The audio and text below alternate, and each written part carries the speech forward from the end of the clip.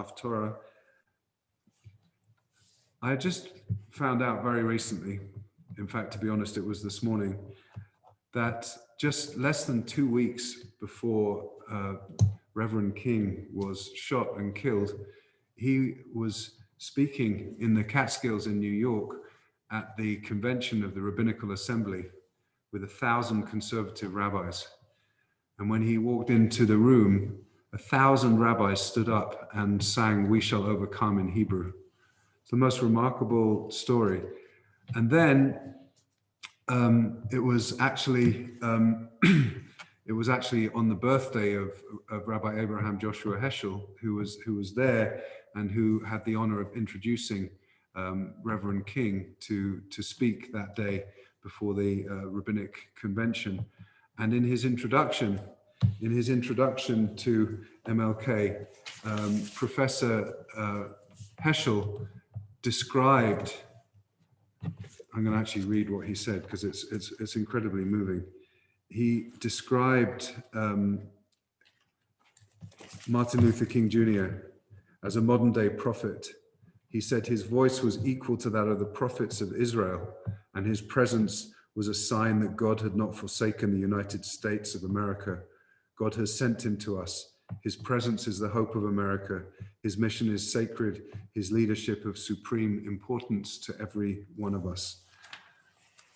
And so we know that MLK was indeed like a prophet.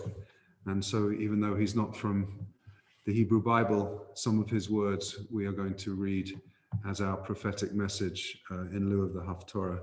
And Stacey and I are going to read together this section from his most famous speech.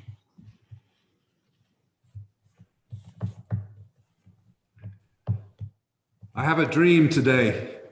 I have a dream that one day every valley shall be exalted, every hill and mountain shall be made low, the rough places will be made plain, and the crooked places will be made straight, and the glory of the Lord shall be revealed, and all flesh shall see it together. This is our hope. This is the faith that I go back to the South with. With this faith, we will be able to hew out of the mountain of despair a stone of hope. With this faith, we will be able to transform the jangling discord of our nation into a beautiful symphony of brotherhood. With this faith, we will be able to work together, to pray together, to struggle together, to go to jail together, to stand up for freedom together, knowing that we will be free one day.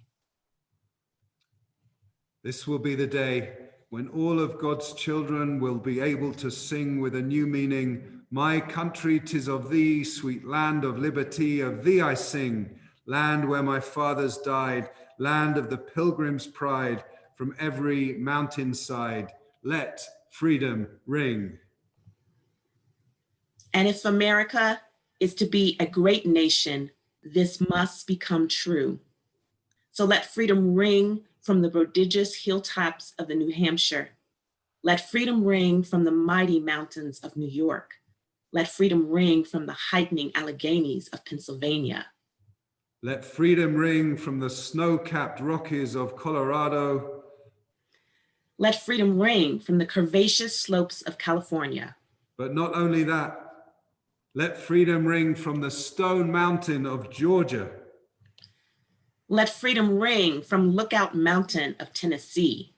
Let freedom ring from every hill and molehill of Mississippi, from every mountainside. Let freedom ring. And when this happens, when we allow freedom to ring, when we let it ring from every village and every hamlet, from every state and every city, we will be able to speed up that day when all God's children, Black men and white men, Jews and Gentiles, Protestants and Catholics, will be able to join hands and sing in the words of the old Negro spiritual. Free at last, free at last. Thank God Almighty, we are free at last. Amen. So much of it does read like from the books of the prophets.